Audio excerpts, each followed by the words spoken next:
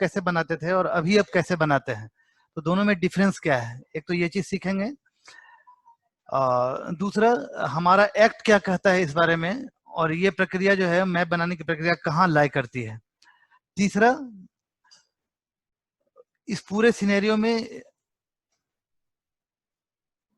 Map making process कहाँ है और हमारा रोल क्या है उसके रिगार्डिंग। और उसके बाद फिर मैप की बारीकियों से हम लोग अवगत होंगे कि कैसे उसको बेसिकली वो प्रोसेस है जिसके थ्रू मतलब मैप क्रिएट किया जाता है। तो सबसे पहली बात, मैप क्या है। Map actually recreation of reality है। जो चीज हमको दिखाई दे रहा है उसी चीज को हम फिर से बनाते हैं। और फील्ड में जितनी भी चीजें दिखाई देती हैं या फील्ड, और मैप इतना पॉपुलर क्यों है, मैप इसलिए पॉपुलर है कि हम फील्ड में जाने के बजाय अगर मैप पर ही मेजरमेंट का काम कर लेते हैं तो मैप को इस लायक, पहली बात तो ये है कि मैप को इस लायक होना चाहिए कि उस पर हम मेजरमेंट कर पाए, पॉइंट नंबर 1। पॉइंट नंबर 2 कि मैप हमारा जो रियलिटी है, हमारी जो ग्राउंड रियलिटी है, हमारी जो फिजियोग्राफी है या जो हमारा टोपोग्राफी है या जो ग्राउंड डिस्टेंसेस है, वो उसको एक्यूरेटली रिप्रेजेंट करता है। तो इस काम को कैसे किया जाता है, पहले कैसे किया जाता था और अब कैसे किया जाने लगा है, with advent of new technology क्या क्या चेंजेस आए जिसको हमने लर्न किया। और ऑब्वियसली इसमें मैटर ऑफ एक्यूरेसी भी शामिल है कि पहले हम लोग जो मैप बनाते थे उसकी एक्यूरेसी क्या होती थी, आज हम जो मैप बना रहे हैं उसको कैसे ज्यादा एक्यूरेट बना रहे हैं और उसको कैसे वेरीफाई कर रहे हैं इन एक्यूरेसीज को। तो पहले जो मैप बनाते थे वो मतलब it was a kind of drawing, और वो ड्राइंग बेसिकली एक्यूरेट होता चला गया। पुराने जमाने में जब वॉयजेज होते थे, समुद्री यात्राएं होती थी, तो लोग इन मैप्स का बहुत ज्यादा डिमांड रहता था। इसी मैप के बल पर लोग एक जगह से दूसरे जगह जा पाते थे, क्योंकि बिल्कुल क्लियर तो दिखाई नहीं देता था। और उसमें की स्थिति ये भी रहती थी कि लोग अंतिम रूप से मतलब विदाई दे देते थे कि अब ये जा रहा है वॉयज पर, तो साथ में जितना सामान देना है दे दो, जो गिफ्ट देना है दे दो, पता नहीं लौट के आएगा भी या नहीं आएगा। तो पहली बार जब मैगलन पूरे धरती का चक्कर काट के वापस अपने जगह पर पहुंच गया था, तो इट वाज ए मतलब very new kind of knowledge कि हाँ वास्तव में धरती गोल है। ये it is not a kind of hypothesis, ये एक रियलिटी है। ठीक है। तो उस समय जो नक्शा बनाने का काम होता था वो ऑन स्केल नहीं होता था। अच्छा, स्केल एक बड़ा इंपॉर्टेंट टर्म है, इसको मतलब जस्ट हम थोड़ा सा डिस्कस कर देते हैं तो आगे, चूंकि ये बार बार ये वर्ड आएगा। स्केल का मतलब होता है नक्शे पर जो डिस्टेंस है और जमीन पर जो डिस्टेंस है उसका रेशियो, और कुछ नहीं। जमीन पर अगर 1 सेंटीमीटर है तो वो अगर कहीं पर सॉरी, अगर नक्शे पर अगर 1 सेंटीमीटर है और वो जमीन पर 10 मीटर दिखला रहा है, तो नक्शे पर किसी भी 1 सेंटीमीटर को जमीन पर 10 ही मीटर दिखलाना चाहिए। इस बात को हम ऐसे बोलते हैं in the language of cartography की स्केल यूनिफॉर्म है। स्केल जो मैप का है वो यूनिफॉर्म है, और मैप का ये पहला करेक्टरिस्टिक्स होता है, ये पहली जरूरत होती है मैप की कि उसका स्केल जो है यूनिफॉर्म हो। अगर यूनिफॉर्म नहीं होगा तो क्या होगा, यूनिफॉर्म नहीं होगा तो ये होगा कि हम मेजरमेंट का काम मैप के थ्रू कर ही नहीं पाएंगे, क्योंकि वो सिमिलरिटी या यूनिफॉर्मिटी नहीं रहेगी। तो अगर 1 सेंटीमीटर बराबर 10 मीटर है तो इसका इसका स्केल ये होगा कि 10 मीटर को हम सेंटीमीटर में कन्वर्ट करें तो ये क्या 1:1000। तो मैप का डिस्टेंस बटे ग्राउंड का डिस्टेंस, तो इसको रिप्रेजेंटेटिव फ्रैक्शन बोलते हैं। स्केल स्केल को कई तरह से अभिव्यक्त किया जाता है। जैसे डिस्क्रिप्टिव होता है कि या तो हम ये लिखें कि 1 सेंटीमीटर बराबर 10 मीटर, या फिर हम ऐसे भी लिख सकते हैं 16 इंच बराबर 1 माइल। यही हमारा बेसिकली स्केल था जो ब्रिटिशर्स के पीरियड में लगभग 80s से लेके 1920s तक, लगभग 40 साल तक ये मैप मेकिंग का जो काम हुआ, उसमें जो नॉर्मल स्केल था वो 16 इंच बराबर 1 माइल का था, जिसका कि रिप्रेजेंटेटिव फ्रैक्शन अगर हम निकालें मतलब 1:2 रेशियो में अगर हम इसको एक्सप्रेस करें, जो कि वो तो आता था 1:3960, लगभग 4000, 1:4000। और अभी जो हम मैप बना रहे हैं वो भी 1:4000 बना रहे हैं। गवर्नमेंट ऑफ इंडिया का मैंडेट भी है कि 1:4000 में ही अभी आप कैडेस्ट्रल मैप को क्रिएट कीजिए। खेतरा मैप या ओनरशिप मैप जो है, अभी जो हमारा ये रेवेन्यू मैप जो है वो बेसिकली ओनरशिप मैप होता है। तो ताकि अक्रॉस द स्टेट्स जो है वो यूनिफॉर्मिटी मेंटेन हो और इंटीग्रेट करने में ज्यादा दिक्कत नहीं हो। तो ये है स्केल। तो मैप के लिए जरूरी है कि वो यूनिफॉर्म स्केल पर हो। अब है कि वो बनाया कैसे जाता था, तो पहले जो है वो जस्ट सिंबॉलिकल ड्राइंग की किस्म का होता था। बाद में ऑन स्केल जब बनना शुरू हुआ तो उसमें भी बहुत सारी चीजें थी। जैसे आप देखिए, आप अगर ग्लोब की कल्पना कीजिए तो वास्तव में धरती क्या है, धरती तो ग्लोब की तरह है। और जब हम मैप बनाते हैं तो मैप बेसिकली 2 डायमेंशन में होता है, एक कागज पर बना हुआ होता है। तो 3 डायमेंशनल चीज को जब हम 2 डायमेंशनल सरफेस पर लेके आएंगे तो it has born to have some deformity. तो वो जो डिफॉर्मिटी है तीन तरह का होता है बेसिकली। या तो एरिया खराब हो जाएगा, या तो उसका शेप बिगड़ जाएगा, या तो फिर उसका ओरिएंटेशन या डायरेक्शन चेंज कर जाएगा। तो any map making process basically is a trade off between these 3 things कि हमको क्या चीज चाहिए। अब जैसे कृषि का है कि कितने एकड़ में कौन सा फसल लगा हुआ है, तो वहाँ एरिया बहुत इंपॉर्टेंट है। तो हमको ऐसा ऐसा प्रोजेक्शन चुनना चाहिए, ऐसा इस तरह से मैप बनाना चाहिए कि एरिया वाला पार्ट जो है वो बिल्कुल सही है। अब अगर हमको समुद्री यात्रा करनी है और तो उसमें हमारे लिए डायरेक्शन बहुत इंपॉर्टेंट होगा कि किस डायरेक्शन में हम अपने शिप को रखें कि एग्जैक्ट जगह पर हम पहुंच जाएं। तो एरिया और शेप अगर थोड़ा बिगड़ भी जाए लेकिन डायरेक्शन बिल्कुल से सही होना चाहिए, नहीं तो हम गलत जगह पर पहुंच जाएंगे। तो हमारा रिक्वायरमेंट क्या है, हमारा पर्पस क्या है, हमारा ऑब्जेक्टिव क्या है, इस पर डिपेंड करता है कि हम जो चुनना है कि ज्यादा शुद्ध एरिया चुनना है या ज्यादा शुद्ध शेप चुनना है या ज्यादा शुद्ध डायरेक्शन चुनना है। तो उस चीज को हम डिसाइड करते हैं। तो बेसिकली ये चीज प्रोजेक्शन है। 3 डायमेंशनल ग्लोब को 2 डायमेंशनल सरफेस पर जब हम प्रोजेक्ट करते हैं तो प्रोजेक्ट करने के बहुत सारे तरीके हो सकते हैं। बेसिकली दो प्रोजेक्शन, उसको हम लोग प्रोजेक्शन में डिस्कस करेंगे। तो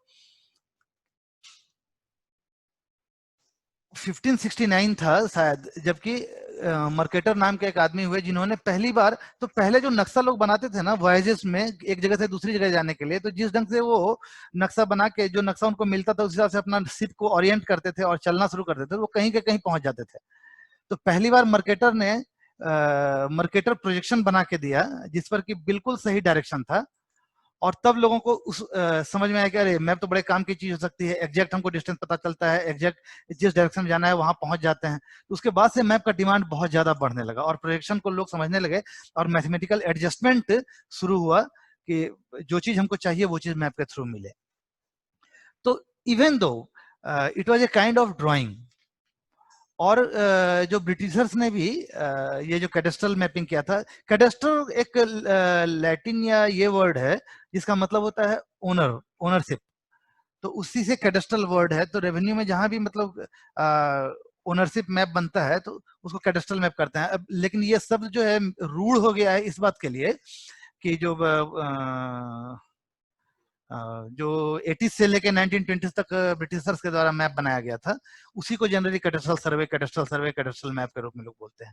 तो कि पुराना वाला जो मैप है जो ब्रिटिशर्स के समय बनाया गया मैप है जिसकी प्रिंटिंग होती है गुलजार बाग में, तो वो कैडेस्ट्रल सर्वे है। और जो हम लोगों ने करीब 1950s में शुरू किया और करीब वो पूरी तरह पूरे बिहार के लिए कंप्लीट नहीं हो पाया था, वो रिविजनल सर्वे था। Basically it was a kind of updation survey था वो। तो कैडेस्ट्रल और रिविजनल का जो हमारे यहाँ अर्थ लगता है या जो वो रूढ़ हो चुका है इन अर्थों में कि वो जो पुराना वाला है वो कैडेस्ट्रल है और बीच वाला जो है वो रिविजनल है। और अभी जो हम लोग कर रहे हैं वो स्पेशल सर्वे मैप है, एसएस मैप है, CSRS SS ऐसे करके लोग इसको आइडेंटिफाई करते हैं। तो कैडेस्ट्रल मैप में जो हम लोग बनाना शुरू किए तो उसमें वो बेसिकली पहली बारी इंडिया में क्या कहते हैं ऑन स्केल एक्यूरेट मैपिंग की शुरुआत थी। उसके पहले भी होता था लेकिन एक्यूरेट मैपिंग इस ढंग से नहीं होता था।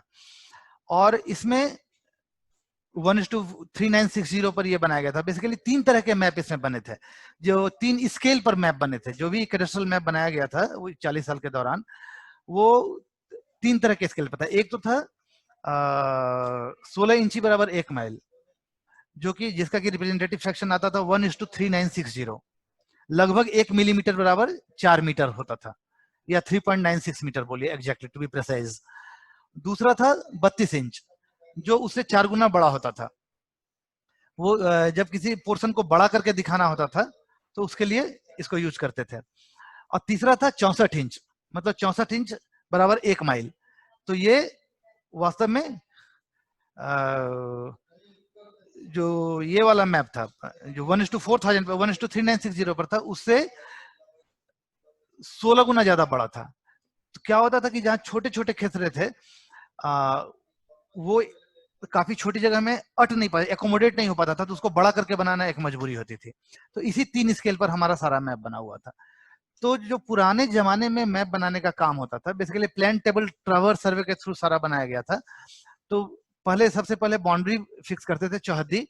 और चौहद्दी को मतलब एक तरीका, बेसिकली जब भी हम मैपिंग या सर्वे का काम करते हैं तो होल टू पार्ट करते हैं।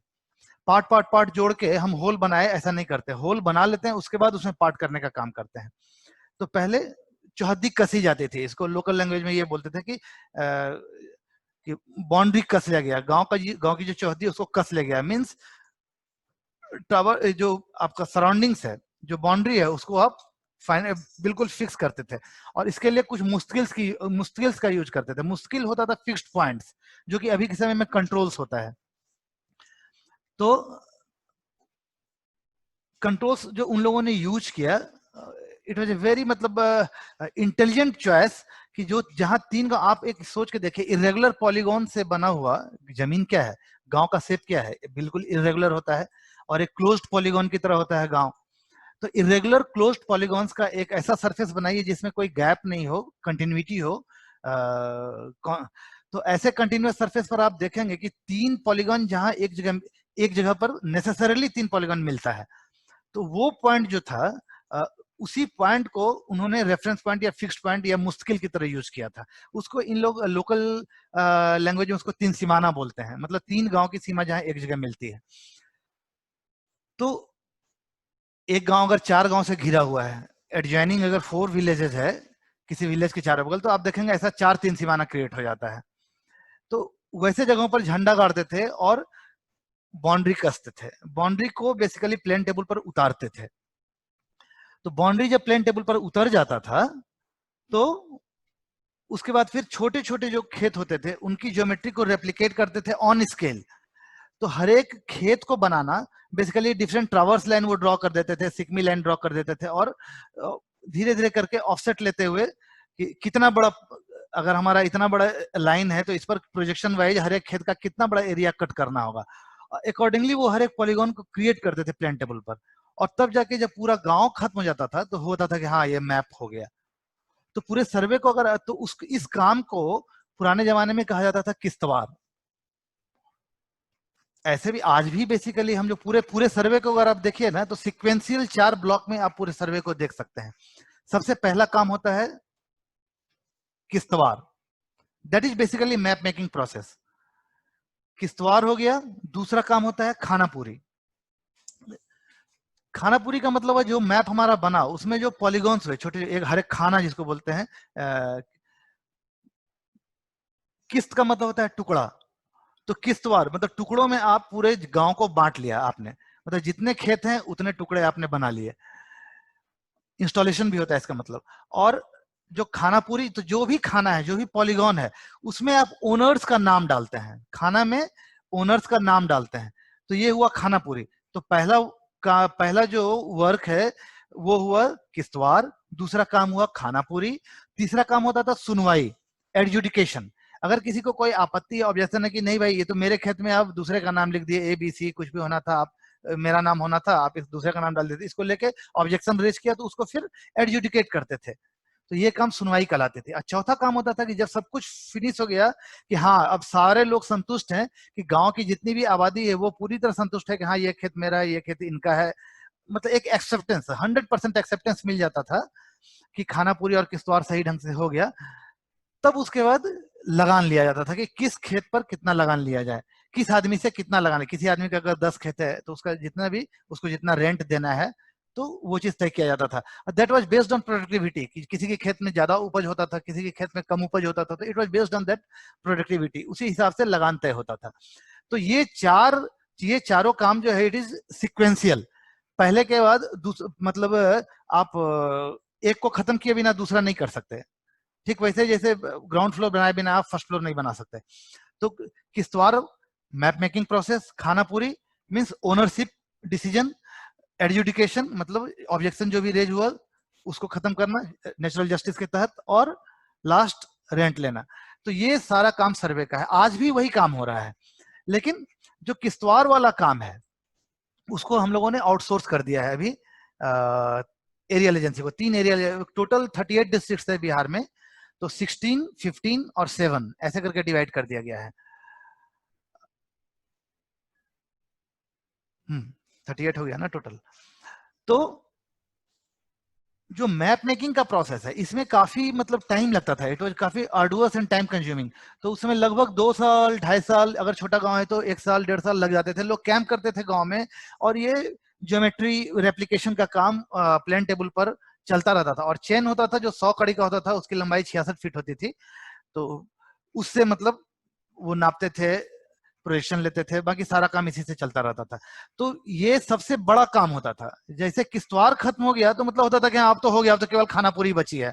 खानापुरी बचा है मतलब ओनर का नाम डालेंगे, उसके बाद एडजुडिकेट करके इसको पब्लिश कर दिया जाएगा, अंतिम प्रकाशन कर दिया जाएगा।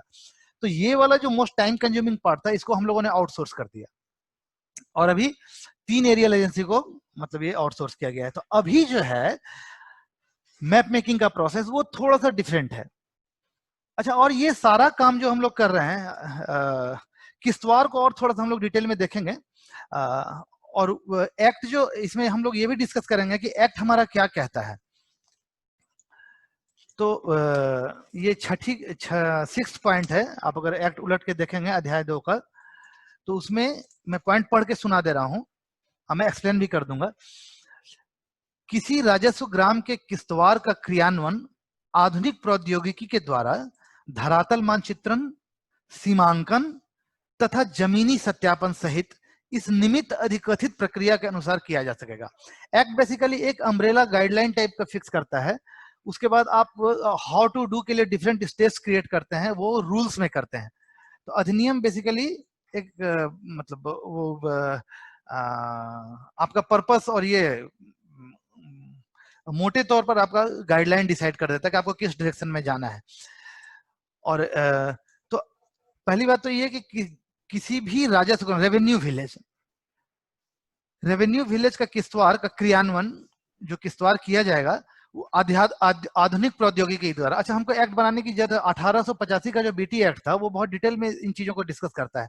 लेकिन एडवेंट ऑफ टेक्नोलॉजी के साथ हमने जो एक्यूरेसी इंप्रूव की और जो फास्टनेस अचीव किया कि जल्दी से हम मैप बना सकते हैं। पहले मैप बनाने में जो ये टाइम लगता था, आज काफी फास्ट इस काम को हम कर सकते हैं। एरियल फोटोग्राफी है, सैटेलाइट इमेजरीज है, या फिर मैनुअली भी बहुत सारे टोटल स्टेशन हैं। तो हम जो काम, जिन कामों में काफी टाइम लगता था फील्ड में, और थियोडोलाइट ही है या बड़ा बड़ा ये है एपरेटस होता जो उठा के ले जाना, चैन ही होता तो अच्छा खासा भारी होता तो उठा के ले जाते थे। तो उन सब चीजों में काफी कमी आई है।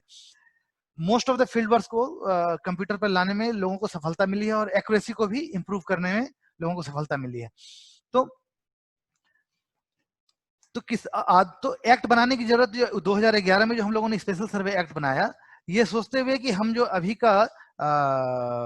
अभी जो टेक्नोलॉजी मैप मेकिंग में आए हैं उनको हम कैसे एकोमोडेट कर सकें, इनकॉर्पोरेट कर सकें, और उनके थ्रू हम जल्दी से जल्दी अपना काम कर सकें।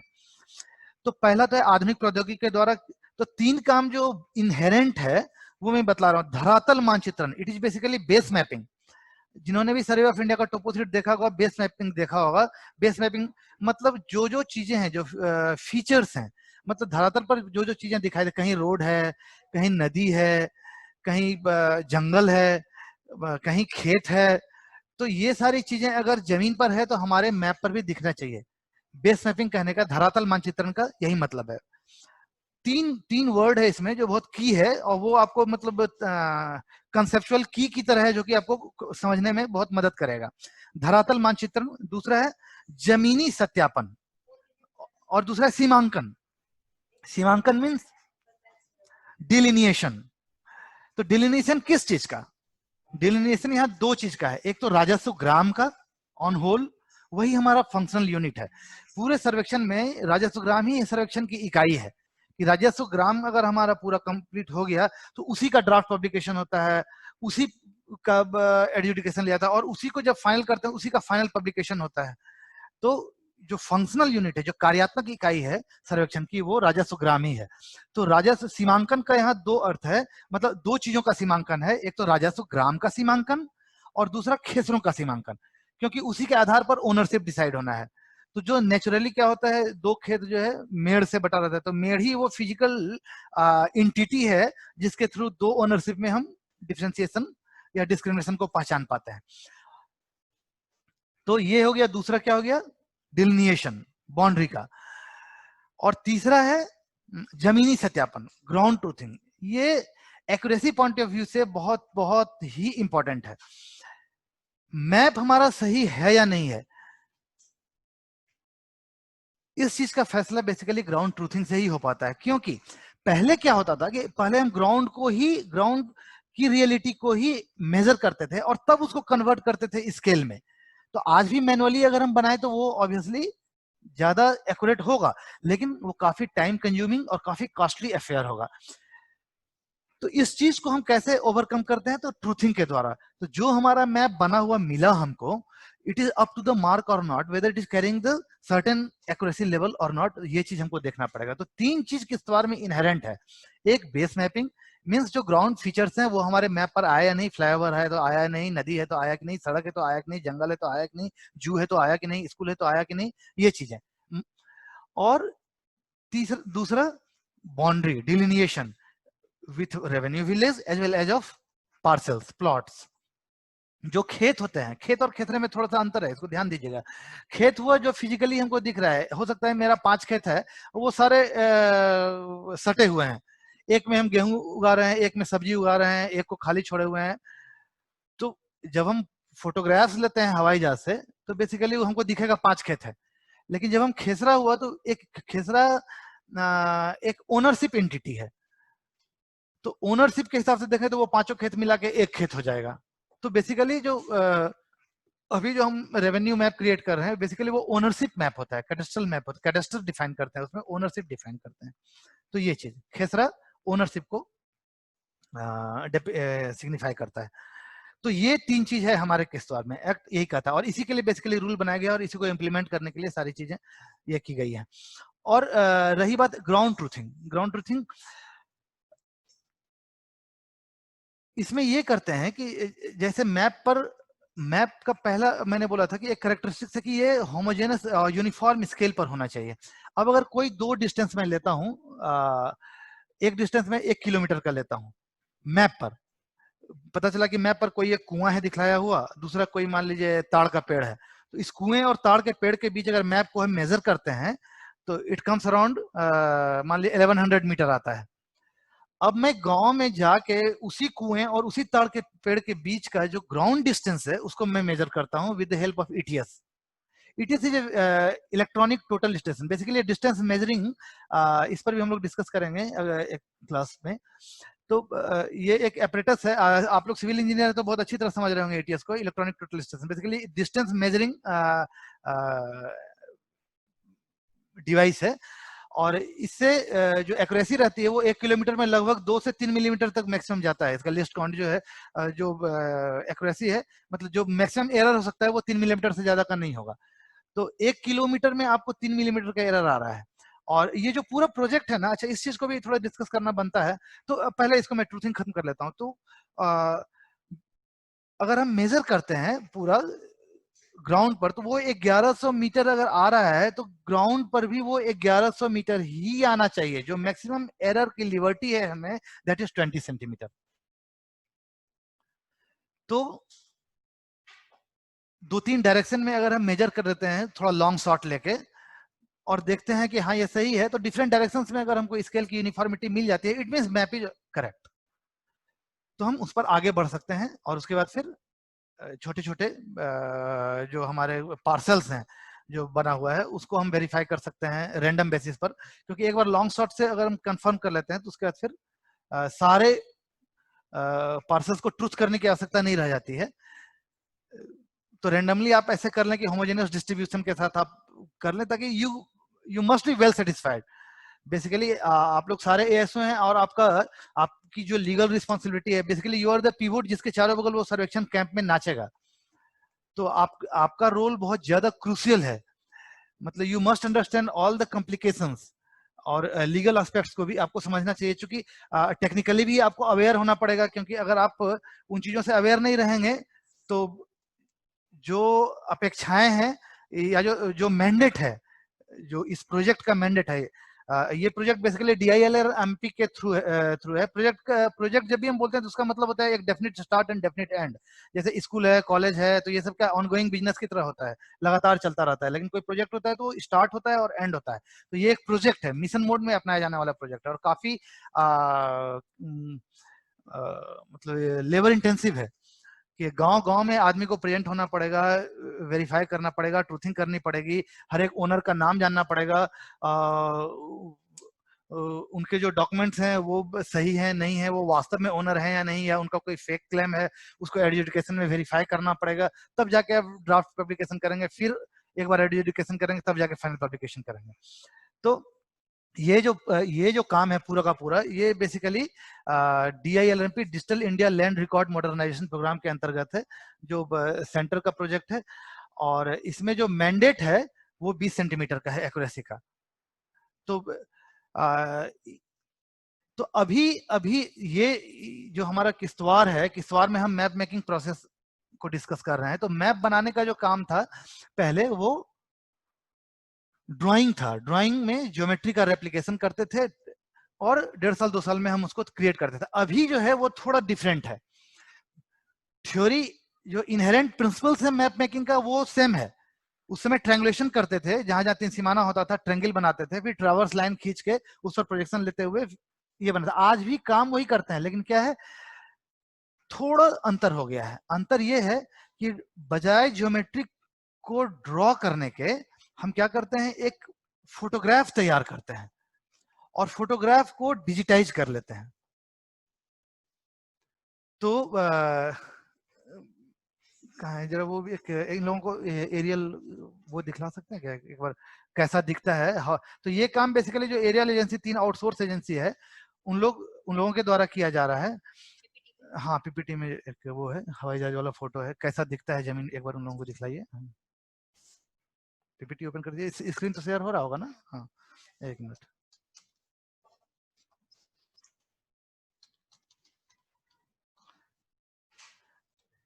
देखिए, ये जैसे ऐसा दिखता है, और जैसे आप इसको जूम इन करते जाएंगे तो हर एक खेत आपको क्लियर दिखेगा।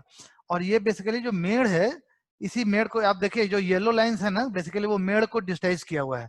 जैसे जैसे मेड़ गया हुआ है वैसे वैसे उस पर मतलब उन्होंने लाइन बना दिया है। देख पा रहे हैं आप लोग?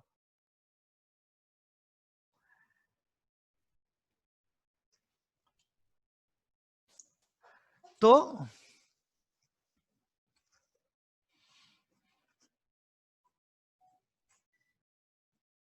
मैप मेकिंग के लिए पुरानी पद्धति और अभी के पद्धति में यही है कि ट्रेंगुलेशन हम लोग अभी भी करते हैं, इसमें भी ट्रेंगुलेशन की जरूरत पड़ती है। लेकिन इसके लिए क्या करते हैं कि फ्लाइंग करने के पहले, फ्लाइंग के पहले कुछ कुछ कंट्रोल्स बना दिए जाते हैं।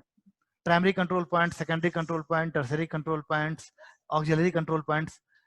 तो जो प्राइमरी कंट्रोल पॉइंट्स हैं, जो प्राइमरी कंट्रोल पॉइंट है वो लगभग ऑन एन एवरेज सारे एजेंसियों ने एक जिला में एक बनाया हुआ है। ये क्या होता है कि एक पिलर काइंड का बनाते हैं, प्लस की साइन में, जनरली प्लस की साइन में या क्रॉस की साइन में बनाया हुआ होता है। एक पट्टी की तरह व्हाइट रहता है, बीच में एक पिलर रहता है, पिलर के सेंटर में एक कांटे की तरह लगा हुआ रहता है। तो मतलब एक पिन पॉइंटेड एक पॉइंट लोकेशन होता है वो, और उसको मेजर करते हैं। तो मेजर करते हैं तो बेसिकली लैटिट्यूड और लॉन्गिट्यूड मेजर करते हैं, और ये मेजरमेंट बहुत एक्यूरेट होता है। और जो भी लोग DGPS से अवेयर होंगे, differential global positioning system, GPS और DGPS ये बेसिकली लेट लॉन्ग नापने का काम करता है। तो डिफरेंशियल जीपीएस के थ्रू काफी एक्यूरेट सब सेंटीमीटर रिजोल्यूशन मुझे मिलता है, एक्यूरेसी मिलती है। और DGPS इस पर भी डिपेंड करता है कि कितनी देर तक हम ऑब्जर्वेशन किए हैं, इस पर भी उसकी एक्यूरेसी डिपेंड करती है। तो जो प्राइमरी कंट्रोल पॉइंट है उसमें जो DILRMP का मैंडेट है वो है कि आपका मिनिमम 72 आवर्स का ऑब्जर्वेशन होना चाहिए। तो 72 आवर्स के observation enough number of satellites के सिग्नल्स मिल जाते हैं तो वो एकदम से एक्यूरेट हो जाता है, फ्लक्चुएशंस बिल्कुल खत्म हो जाते हैं और सब मिलीमीटर सब मिलीमीटर में हम पहुंच जाते हैं एक्यूरेसी के लेवल पर। और वो डिफाइन कर देता है कि हमारा लेट और लॉन्ग क्या है, लैटिट्यूड क्या है, लॉन्गिट्यूड क्या है। लैटिट्यूड लॉन्गिट्यूड बेसिकली यूनिकनेस रहता है।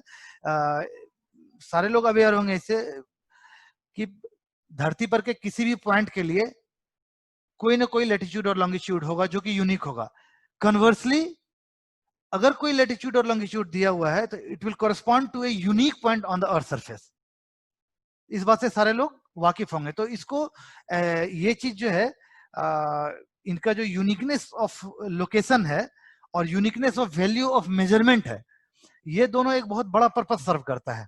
वो पर्पस ये सर्व करता है कि जब जब हम जो पीसीपी जो पिलर बना हुआ है, और पिलर इस ढंग से बनाया जाता है ना पट्टी के साथ कि वो हवाई जहाज भी लो फ्लाइंग रहता है ताकि वो फोटोग्राफ्स में दिखाई दे, वो फोटोग्राफ्स में वो पिलर दिखाई दे।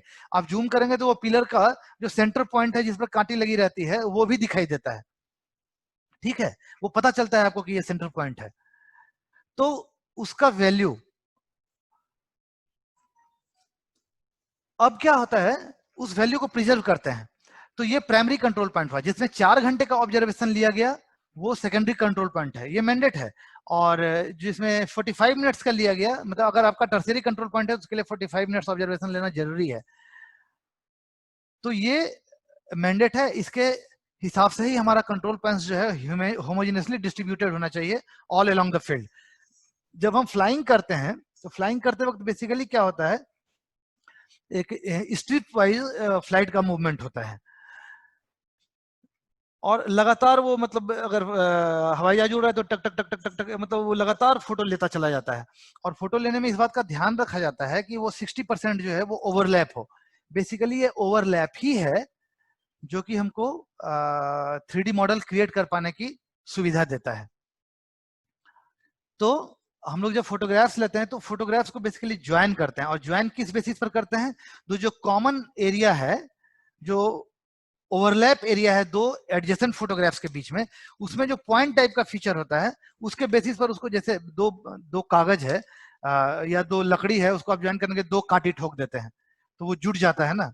एक कांटी ठोकेंगे तो एक रोटेशनल फ्रीडम रहेगा उसमें, लेकिन दो अगर कांटी ठोक दें तो वो ज्वाइन हो जाता है, फिर वो रोटेशनल फ्रीडम खत्म हो जाता है। तो डिफरेंट, इसको टाइप पॉइंट कहा जाता है। दो फोटोग्राफ्स अगर एडजेसेंट हैं और उसमें कोई पॉइंट फीचर आप ले रहे हैं जो एकदम पिक्सल वाइज उसमें एक्यूरेसी होनी चाहिए, तो वो पिक्सल एक कांटी की तरह बिहेव करता है।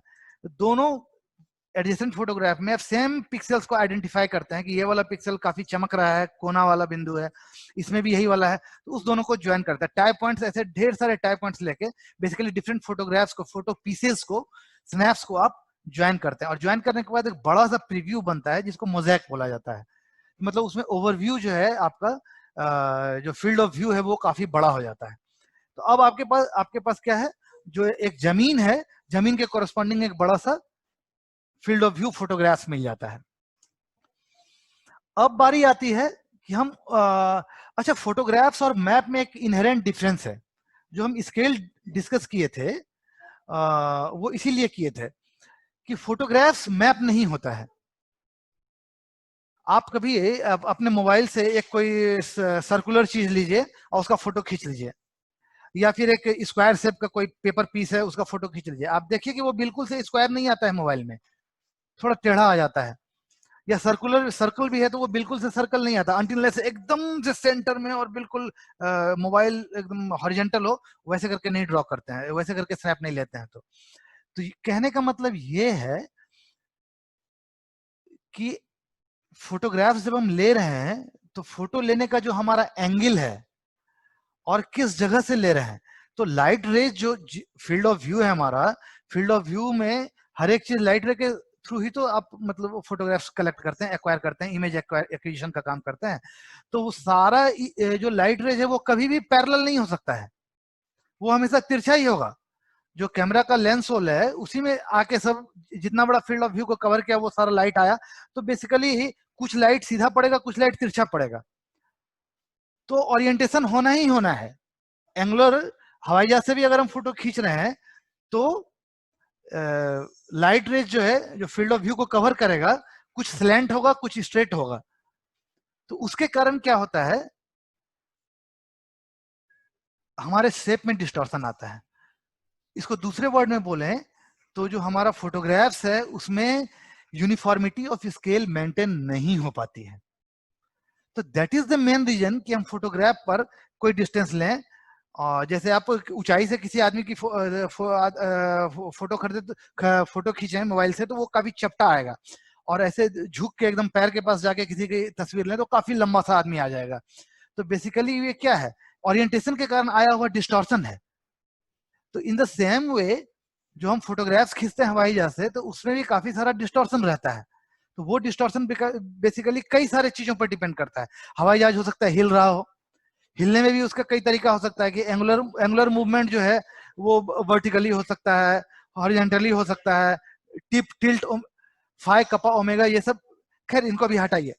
कहने का मतलब ओरिएंटेशन के कारण एक डिस्टॉर्शन पैदा होता है, जिसके कारण मैप जो फोटोग्राफ्स है हमारा, उसमें यूनिफॉर्मिटी ऑफ स्केल नहीं रहती है। और दूसरा ऊंचाई नीचाई, ऊंचा और नीचा रहता है। जमीन कहीं पहाड़ है तो वो कैमरे के नजदीक होगा, कोई गड्ढा सा क्वेरी है तो वो जो है उसका जो सरफेस है क्वेरी का सब बॉटम, वो जो है कैमरे से दूर होगा। तो ऊंचाई और नीचाई, रिलीफ जिसको ज्योग्राफिकली बेसिकली बोलते हैं रिलीफ, तो रिलीफ के कारण भी एक डिस्टॉर्शन पैदा होता है।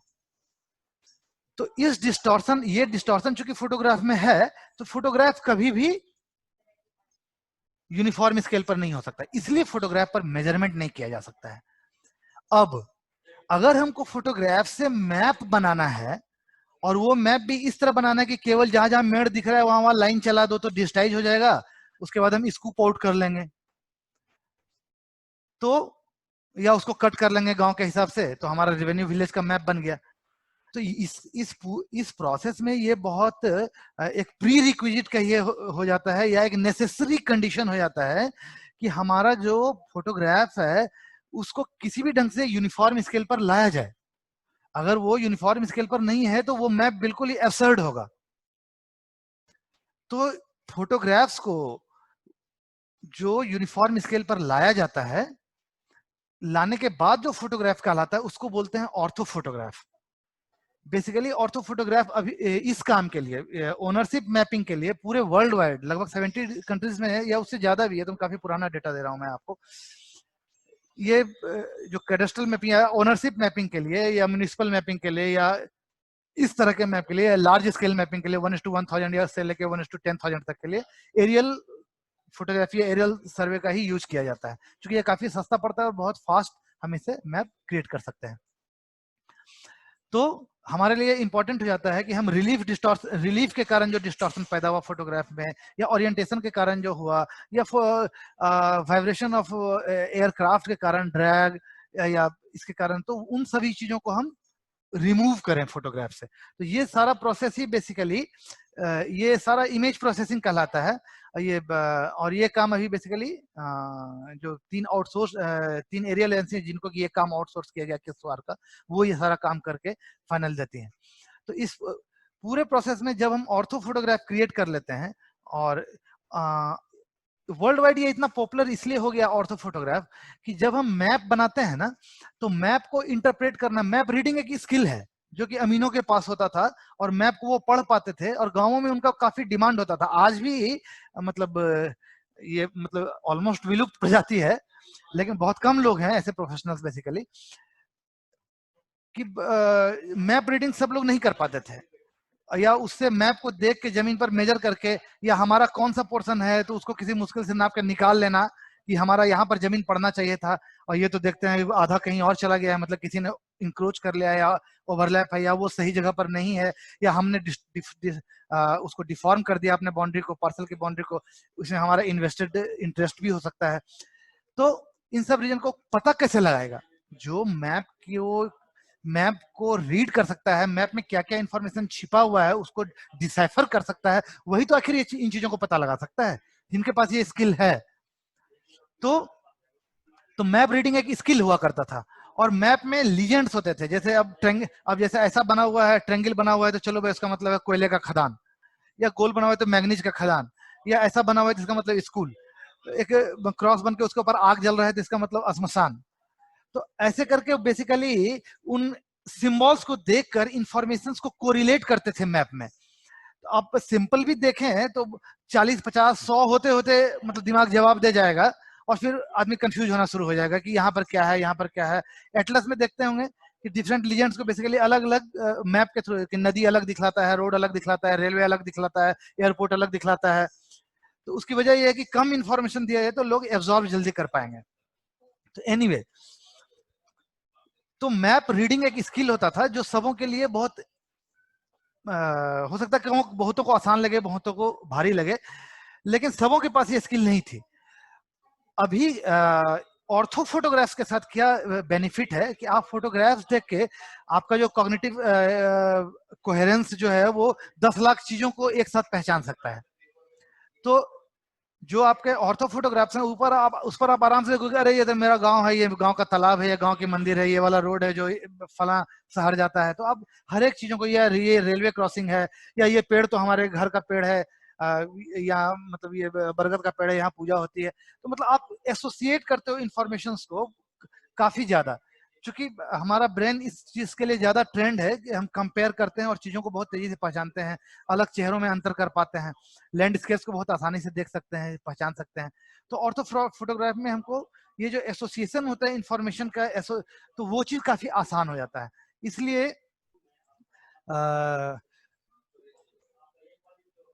एरियल फोटोग्राफ्स पर ओनरशिप मैप बनाने का मतलब ये चलन पूरे विश्व में मतलब काफी पॉपुलर हुआ। तो इसलिए ऑर्थो फोटोग्राफ बहुत पॉपुलर है। तो ऑर्थो फोटोग्राफ बनाने के लिए बेसिकली तो ये चीज, अच्छा दूसरा एक और चीज समझिए कि वो बाउंड्री कैसे, गांव का मैप कैसे बनाते हैं। डिजिटाइजेशन तो आप समझ रहे होंगे कि जैसे हमको पूरा एक ओवरव्यू दिख रहा है भाई, बड़ा सा लैंडस्केप दिख रहा है, उसमें रोड दिख रहा है, खेत दिख रहा है, खलियान दिख रहा है, कोई खदान दिख रहा है, कोई फ्लाईओवर दिख रहा है, कोई नदी दिख रही है, सब कुछ दिख रहा है, हमने उसको डिजिटाइज भी कर लिया। लेकिन रेवेन्यू विलेज कौन कितना सा है ये कैसे पता चलेगा, कौन सा पोर्शन किस गांव में है। तो बेसिकली इसके लिए अभी जो हम इस काम के लिए हम एक प्री रिक्विजिट हो जाता है, हमारे लिए जरूरी हो जाता है जो हमारे पुराने मैप्स हैं, जो हमारे कैडेस्ट्रल मैप्स हैं ब्रिटिश पीरियड के, जो उन्होंने रेवेन्यू बाउंड्री डिफाइन किया था, जो भी अवेलेबल फिजिकल बाउंड्री उसमें रही होगी, और जिन जिन लोगों का एक ही साथ जिस गांव के लोगों का जमीन एक साथ पर रहा होगा उसको उन्होंने डिलिनेट किया होगा और एक बाउंड्री बनाई होगी। बहुत जगह ऐसे भी रह गए जहां सर्वे नहीं हो पाया, तो वो सब आज तक भी वो छूटे हुए हैं। लेकिन जहां सर्वे हुआ वहां रेवेन्यू विलेज की बाउंड्री बनाई गई। तो वो रेवेन्यू बाउंड्री जो है अभी तक इंटैक्ट है। और आज भी गांव की किसी जमीन की अगर खरीद बिक्री होती है तो उसका बड़ा रोल होता है कि हम किस जमीन का गांव खरीद रहे हैं, किस गांव की जमीन खरीद रहे हैं, ये हमको पता रहना चाहिए। तो और उसी हिसाब से जो हमारा दाखिल खारिज या म्यूटेशन होता है या सेल डीड हमारा तैयार होता है उसमें इन चीजों को डिस्क्राइब किया जाता है। तो ये हमारा प्री रिक्विजिट होता है कि जो बाउंड्री हमारा है वो हमारा पुराना वाला जो मैप है उसको डिजिटाइज करते हैं। तो पुराना वाला जो मैप डिजिटाइज करते हैं वो कैसा दिखता था, मैं जस्ट एक बार स्क्रीन शेयर कर रहा हूं आप लोगों के साथ, आप लोग देख लें।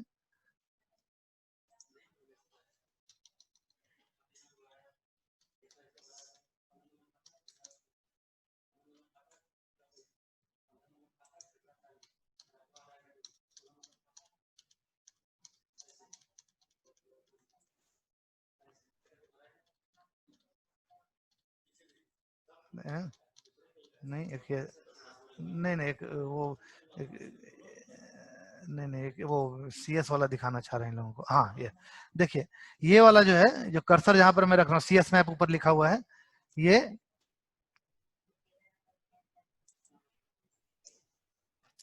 हमारे जो पुराने सीट हुआ करते थे कैडेस्ट्रल, वो इसी इसी ढंग का रहता था।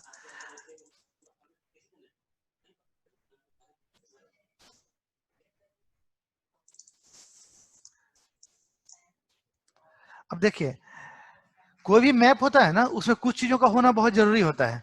जैसे उसको मैप का एलिमेंट कहा जाता है।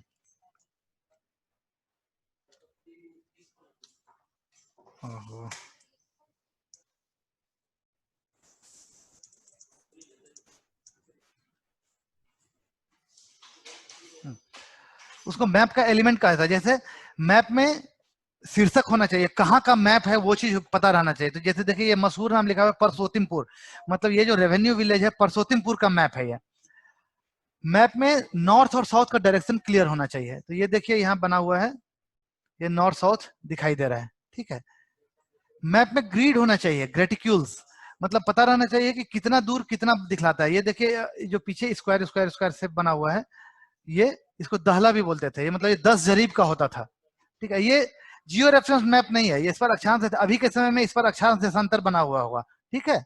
लेकिन पहले जो है ये जियो रेफरेंस मैप नहीं है, इसलिए ये जरीब, ये एक एक एक जो खाना है आपका, ये जो दूरी है यहां से यहां तक, एक स्क्वायर जो है वो 10 जरीब का होता था। तो ये किनके प्राधिकार से ये मैप इशू हुआ है, तो यहाँ पर लिखा हुआ रहता था डीएम या मतलब असिस्टेंट सेटलमेंट ऑफिसर्स, यहाँ तो इस जगह पर लिखा हुआ रहता है जनरली मैप में, ये क्रॉप किया हुआ है पीपीटी में लगाने के लिए। तो और यहाँ देखिए एक नंबर भी दिया हुआ है, ये भी बिहार के केस में, पहले बिहार, बंगाल, उड़ीसा, झारखंड, इन चारों जगह पे जमींदारी सिस्टम था। तो रेवेन्यू थाना में जो रेवेन्यू विलेज होते थे, तो जितने भी रेवेन्यू विलेज होते थे ना, उनको एक तरफ से इन्यूमरेट कर दिया जाता, 1 2 3 4 5 6 करके जहां तक गया। तो 200 300 तक मतलब रेवेन्यू विलेज एक रेवेन्यू थाना में पड़ते थे। और हर एक गांव का एक नंबर होता था, तो उसको रेवेन्यू थाना नंबर या आरटी नंबर शॉर्ट में बोलते थे। तो ये देखिए इस गांव का आरटी नंबर ऊपर में लिखा हुआ है, परसोत्तिमपुर 82, ठीक है। और ये जिला मुंगेर है। तो ये हमारा पुराना डिजिटल मैप, सॉरी ये सीट है, पुराना कैडेस्ट्रल मैप है जो कि ऐसा दिखता था। और गुलजार बाग में ये सीट वाइज जो है, हर एक रेवेन्यू थाना वाइज सारे सीट को अरेंज करके डिफरेंट लोहे के बॉक्स में रखा हुआ है, और काफी अच्छा प्रिजर्वेशन रहता है। और मतलब कि वहां उसमें कोई कीड़ा या ये ना रहे। और उसका जो मतलब पाई होता है लोहे के बॉक्स का, करीब 100 बॉक्स एक लाइन से सीरीज में मतलब लगे रहते हैं, वो काफी ऊंचे ऊंचे बने हुए। और जो उसका पाई होता है उसमें कटोरी में लिक्विड वगैरह दिया हुआ रहता है, ताकि कोई कीड़ा वगैरह जाके इसको डैमेज नहीं करे।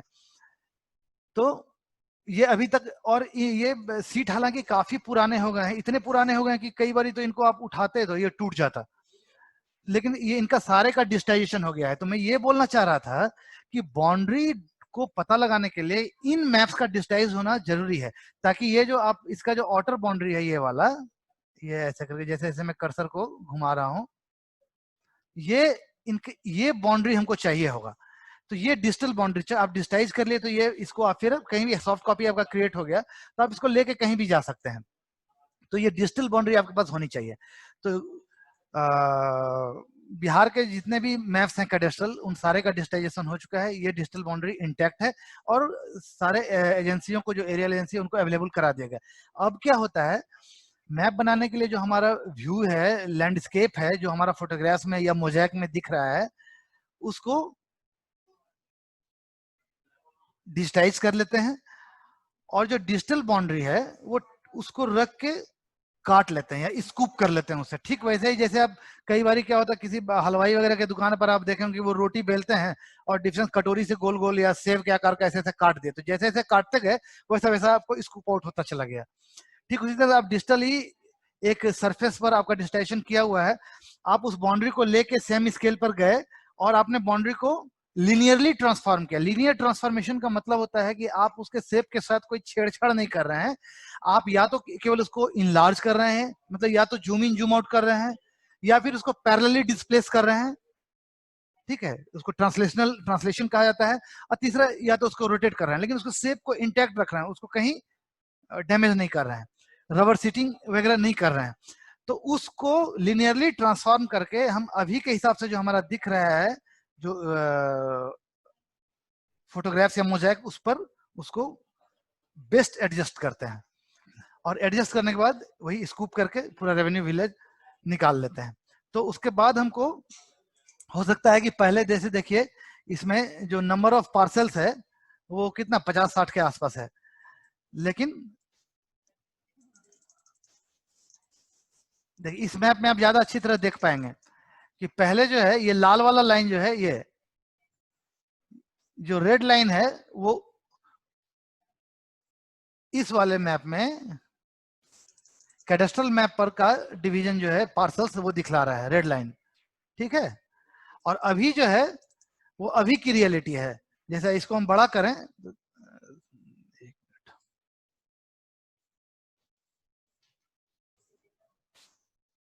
हमारी जो ग्राउंड रियलिटी है वो देखिए इतने सारे खेत में बढ़ चुका है। ये सारा सब अलग अलग खेत है जो मेड़ से पता लग रहा है। तो हमारा जो डिजिटाइजेशन होने के बाद जो है, आप दोनों को एक साथ देखना चाहें तो ये देखिए, एक एक पुराने वाले खेसरे में ढेर सारा नया नया खेसरा बन गया है।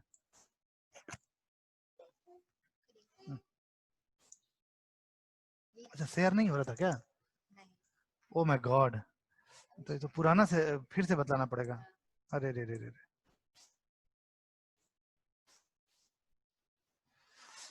देखिए ये पुरानी सीट है। आप ये शेयर नहीं हो पाया था तो आप लोग देख लें, सुन तो पा ही रहे होंगे।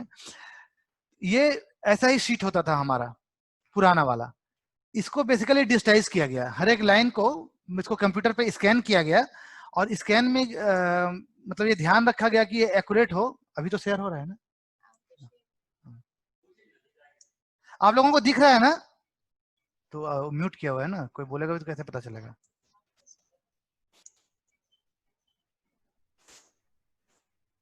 आ गया, ओके। एक दो मिनट में रिपीट कर देता हूँ, नो इशू।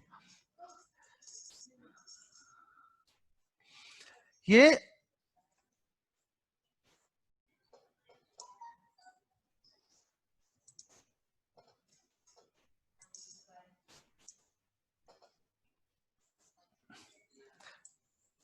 जो दिख रहा है ना, ऐसा ही हमारा पुराना कैडेस्ट्रल मैप है। जितने भी कैडेस्ट्रल मैप हैं अंग्रेजों के समय के, वो लगभग इसी तरह के दिखेंगे आपको। कोई छोटा होगा, कोई बड़ा होगा, कोई डेंस होगा, this will be the difference. और ये देखिए उसमें, अच्छा,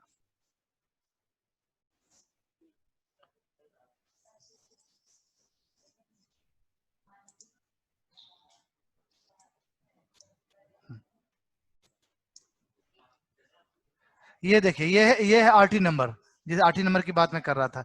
इस गांव का नाम है परसोत्तीमपुर। ये नॉर्थ साउथ दिखा रहा है, ठीक है। नीचे स्केल बना रहता है, चूंकि ये क्रॉप किया हुआ है, यहाँ पर स्केल बना हुआ रहता है जो कि नहीं दिखाई दे रहा है। तो स्केल हुआ, या इसका हेडिंग हुआ कहाँ का, ये या इसका ग्रेटिक्यूल्स हुआ, या इसका नॉर्थ साउथ हुआ, या इसका इशुइंग अथॉरिटी हुआ, these are basically map element जो किसी भी मैप में होना जरूरी है, ठीक है।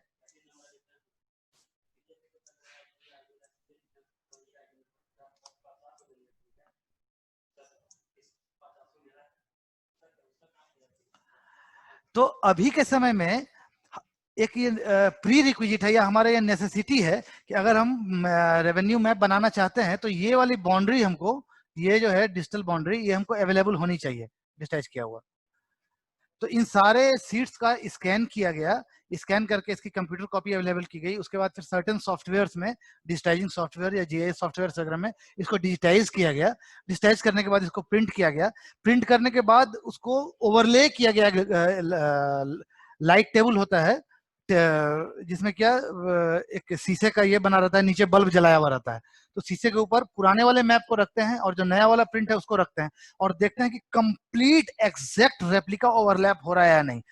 Even any difference less than half millimetre भी, तो इट इज मतलब डायरेक्टली रिजेक्टेड। वो एकदम कंप्लीट ओवरले होना चाहिए, और तभी उसको एक्सेप्ट किया जाता है, और उसके बाद उसकी डिजिटल कॉपी संधारित कर ली जाती है, स्टोर कर लिया जाता है।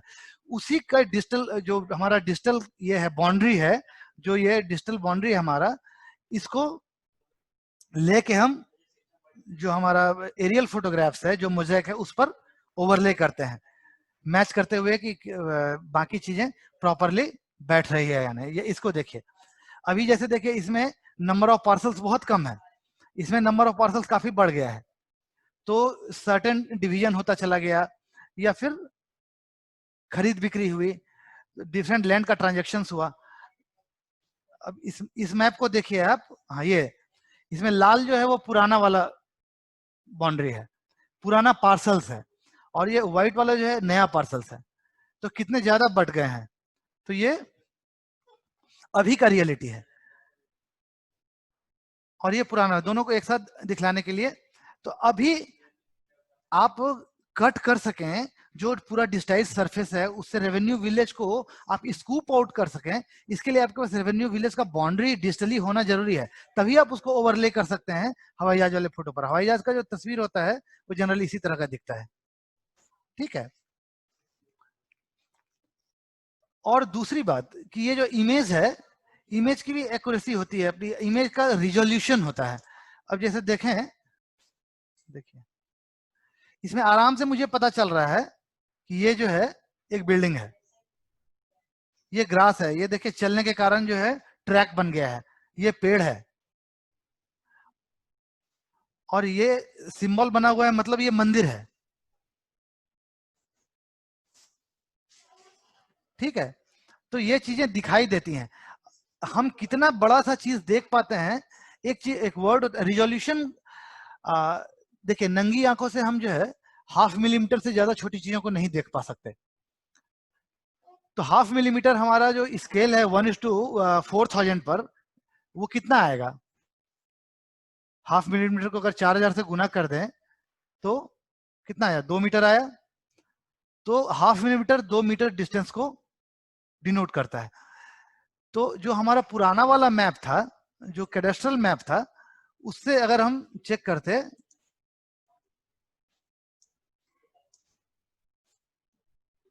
इस वाले मैप में एक लाइन की मोटाई भी लगभग 0.5 मिलीमीटर हो जाती है। तो इस वाले मैप में और अभी वाले मैप में थोड़ा सा एक डिफरेंस है, उसको जानिए। एक ये जो मैप होता है, इसको तो इसका बेसिकली ये हाथ से बनाया हुआ है और कागज पर बनाया हुआ है, तो इट इज मोर सिमिलर। दो वर्ड आपको जानना चाहिए, नहीं तो आप अभी जो डिजिटल डोमेन में चीजों को समझने में नहीं तो आपको दिक्कत होगी। एक वेक्टर, दूसरा रास्टर। रास्टर क्या होता है? जितना भी इमेज आप देखते हैं बेसिकली उसका जो ऑर्गेनाइजेशन होता है वो पिक्सल वाइज होता है। आप लोगों ने ग्राफ पेपर देखा होगा। ग्राफ क्या होता है? सर्टन बॉक्सेस बने हुए होते हैं ना, सर्टन बॉक्सेस बने हुए होते हैं ग्राफ पेपर पर। तो वो आप ऐसे सोचें, अगर आपका फेस है और वो ग्राफ पेपर पर बनाया गया हो, तो ग्राफ का जो बॉक्स है, जिसको कि हम पिक्सल कह सकते हैं, तो वो पिक्सल अगर छोटा होगा तब आपका फोटोग्राफ ज्यादा एक्यूरेट और फाइन दिखेगा, या बड़ा होगा तब ज्यादा एक्यूरेट या फाइन दिखेगा? अगर बड़ा रहेगा, बड़ा बड़ा बॉक्स है, सपोज यही यही अगर बड़ा बड़ा ग्रिड है, इसी से आपका फेस दिखाना है, डिपिक्ट करना है, तो वो बड़ा कोर्स दिखेगा, फाइन नहीं दिखेगा। इसीलिए किसी भी कैमरा या इमेज का जो रिजोल्यूशन होता है उसको पिक्सल्स में एक्सप्रेस करते हैं। जैसे कैमरा क्या है, तो 20 मेगापिक्सल्स का कैमरा है, मतलब कैमरे का जो फील्ड ऑफ व्यू है उसमें जो भी चीजें दिखाई देंगी उसको 20 mega, mega means 10 to the power 6, तो 20 into 10 to the power 6, 10 to the power 6 कितना हो गया? 1 लाख, 10 लाख, 10 लाख और गुना 20, मतलब 2 करोड़ पिक्सल्स। रो और कॉलम का डिवीजन अगर कर दें तो छोटे छोटे जो बॉक्स बनेंगे, पिक्सल्स बनेंगे, वो 2 करोड़ पिक्सल्स में बटा होगा। जो भी अगर आप 20 मेगापिक्सल से के कैमरे से कोई भी फोटोग्राफ खींचते हैं, जैसे आप इसको स्कैन करते हैं, इसी फोटोग्राफ्स को, या रेवेन्यू मैप है, कैडेस्ट्रल शीट है, इसका स्कैन करते हैं, स्कैन करते हैं तो बेसिकली ये जैसे DILRMP का मैंडेट था उसमें डिजिटाइजेशन करवाने के लिए कि ये 400 डॉट पर स्क्वायर इंच होना चाहिए। ये भी क्या है? पिक्सल की ही तरह का चीज है कि आपका 1 स्क्वायर इंच में लगभग 400 डॉट होना चाहिए। तो ये नंबर ऑफ डॉट्स जितने ज्यादा होते जाएंगे, स्कैन्ड जो इमेज है उसका जो डेटा साइज है वो बढ़ता चला जाएगा। जितना कम डॉट्स पर स्क्वायर इंच आएगा उतना ज्यादा इमेज का साइज कम होगा। और लेकिन रिफाइनमेंट या रिजोल्यूशन की बात करें तो जितना ज्यादा डॉट्स पर स्क्वायर इंच होगा उतना ज्यादा एक्यूरेट ये मिलता जाएगा मुझे इमेज, इमेज क्वालिटी उतनी अच्छी होगी। यही चीज same thing holds true for aerial photographs also. तो एरियल फोटोग्राफ्स में जनरली रिजोल्यूशन को इस तरह से एक्सप्रेस नहीं करते, GSD वर्ड इस्तेमाल होता है, ग्राउंड स्पेस डिस्टेंस। बेसिकली कि एक पिक्सल जो है, ये क्यों आ रहा है सर? कुछ कर्व्स या ये लाइंस आ जा रहा है इस पर। अच्छा, अच्छा, एनीवे, रहने दे, अच्छा नहीं रहने दे, कोई बात नहीं। तो जीएसडी मतलब, जीएसडी का मतलब होता है ग्राउंड स्पेस डिस्टेंस, मतलब हमारा जो एक पिक्सल है फोटोग्राफ पर वो ग्राउंड पर कितना डिस्टेंस बताता है। तो जो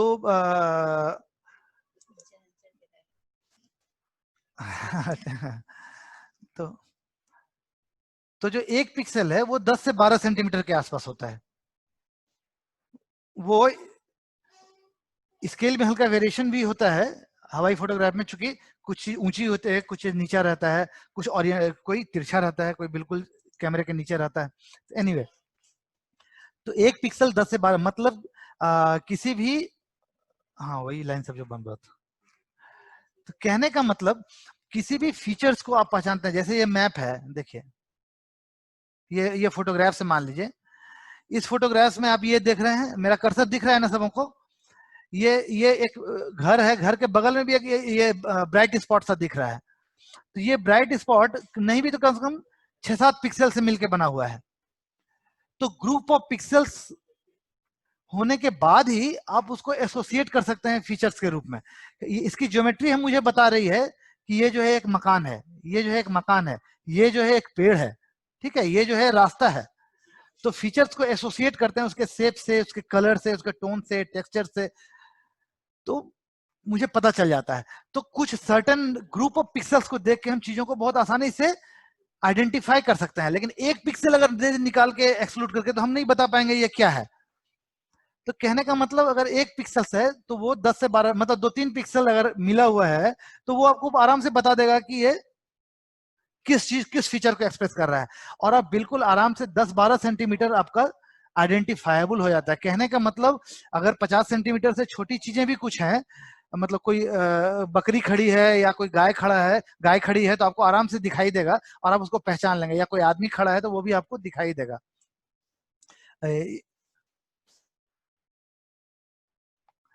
जो सैटेलाइट इमेजरीज होता है उसमें ये रिजोल्यूशन कम होता है, मतलब जो हमारा ग्राउंड स्पेस डिस्टेंस होता है जीएसडी, मतलब रिजोल्यूशन जो होता है वो 60 centimetre quick bird digital bird जो है उसकी उसके इमेजरीज में होता है। अच्छा, इमेज और फोटोग्राफ में एक अंतर होता है, ये भी याद रखेगा। जो विजिबल लाइट का स्पेक्ट्रम है, उस स्पेक्ट्रम में जो इम्प्रिंट तैयार होता है तो उसको फोटो बोलते हैं। फोटो का मतलब ही होता है लाइट। तो लाइट तो कहाँ, रेड से लेके अल्ट्रावायलेट तक यही रेंज है ना, स्पेक्ट्रम है। तो उसमें जो इम्प्रिंट आया वो फोटोग्राफ्स कहलाता है, और उसके बाहर जो है पूरा जो इलेक्ट्रोमैग्नेटिक रेडिएशन का जो पूरा फुल रेंज है उसमें फोटो के अलावा जो है उसका जो इम्प्रिंट क्रिएट होता है वो इमेजरीज कहलाता है। तो जनरली सैटेलाइट जो है इमेजरीज कलेक्ट करता है। अब तो सैटेलाइट मतलब ये भी करता है, फोटोग्राफ भी करता है, लेकिन ये वर्ड जो है इमेजरी वर्ड इसीलिए यूज होता है। जैसे इंफ्रारेड में आप कोई अगर इमेज कैप्चर करता है तो वो इमेजरी कहलाता है, और उसमें वेजिटेशन आपको लाल रंग का दिखता है, वाटर जो है ब्लैक कलर का दिखता है। तो खैर, तो इमेज इमेज और फोटोग्राफ्स में ये अंतर रहता है। तो आप कहने का मतलब मेरा ये था कि रिजोल्यूशन रिजोल्यूशन ही यहाँ की है। हम लोगों ने बिहार के कॉन्टेक्स्ट में फोटो DILRP के तहत 3 बेसिकली मेथड अलाउ किया गया था। गवर्नमेंट ऑफ इंडिया का मैंडेट था कि आप 3 में से ही कोई एक मेथड चूज कीजिए अगर आप, if you are going for survey, land survey. वो 3 मेथड ये था कि या तो आप हवाई जहाज से फोटो खिंचवाइए, या तो मैं और उसका ETS और DGPS से ट्रूथिंग कर लीजिए, एक ये मेथड था। दूसरा था कि आप सैटेलाइट इमेजरी ले लीजिए और उसका ETS और DGPS से ट्रूथिंग कर लीजिए। तीसरा ये कि आप खुद ETS लेके फील्ड में जाइए और मैनुअली मैप तैयार कर लीजिए। तो इसमें जो एक्यूरेसी है वो फास्टेस्ट हाईएस्ट है इसमें मैनुअल में, क्योंकि आप ETS लेके ग्राउंड पर जाते हैं और मिलीमीटर तक की एक्यूरेसी को आप एडजस्ट करते हैं। लेकिन ये काफी टाइम कंज्यूमिंग है और बहुत कॉस्टली अफेयर है, इसलिए जनरली जो है वो एरियल फोटोग्राफ्स या सैटेलाइट इमेजरी को ही लोग फॉलो करते हैं। और सैटेलाइट और पूरे, आपको यू मस्ट बी नोइंग कि ये जो है बिहार पायोनियर है पूरे भारत में, पूरे इंडिया में पहली बार जो है लैंड सर्वे इस मेथड से, एरियल फोटोग्राफी के मेथड से करवा रहा है। तो इस बात के लिए भी हम लोग प्राउड फील कर सकते हैं। सैटेलाइट इमेजरी वाला सबसे सस्ता जरूर है, लेकिन क्या है कि उसका एक पिक्सल जो है वो 60 सेंटीमीटर को डिनोट करता है। अब हालांकि कुछ नया नया जो ये है, नए सैटेलाइट्स जो फॉरेन में भेजा गया है वो 30 सेंटीमीटर तक का भी रिजोल्यूशन दे रहा है। वंस अगर ये रिजोल्यूशन घट के 10 सेंटीमीटर 20 सेंटीमीटर पर आ जाता है तो फिर फोटोग्राफ, एरियल फोटोग्राफ्स और इसमें कोई डिफरेंस नहीं रह जाता है। तो सारा खेल जो है वो रिजोल्यूशन का है। It is considered superior only because of resolution.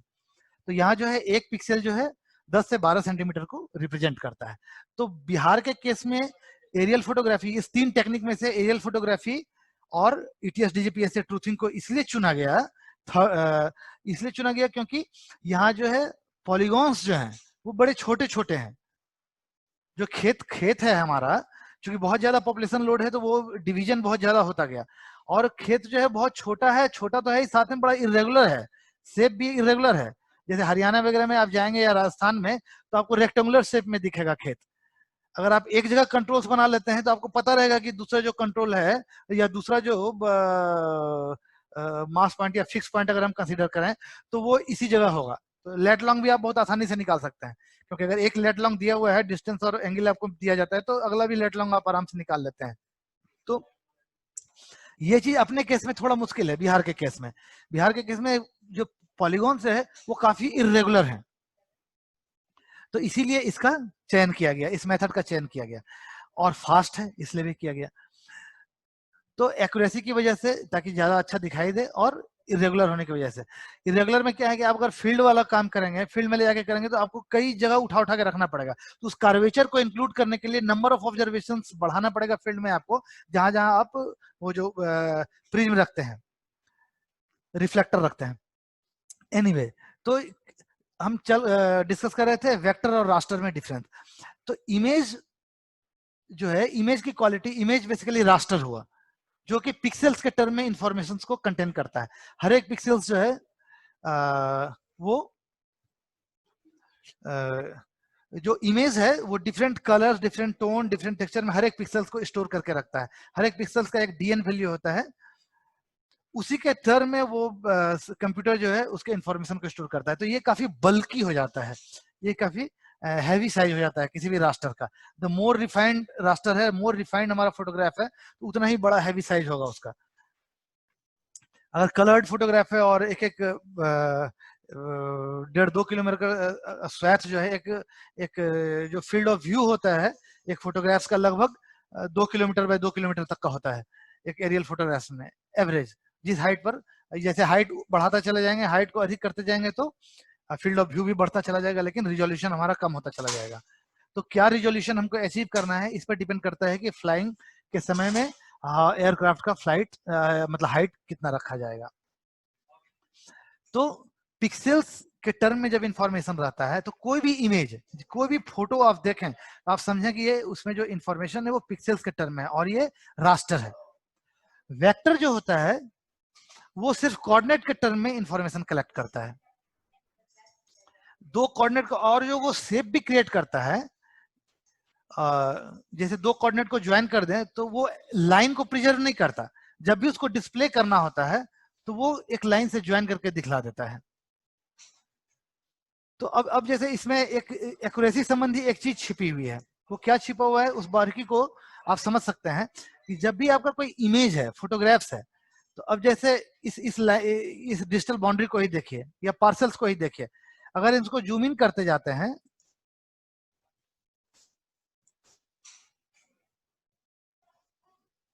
जैसे ये लाइन है, 1 मिनट, ये लाइन है,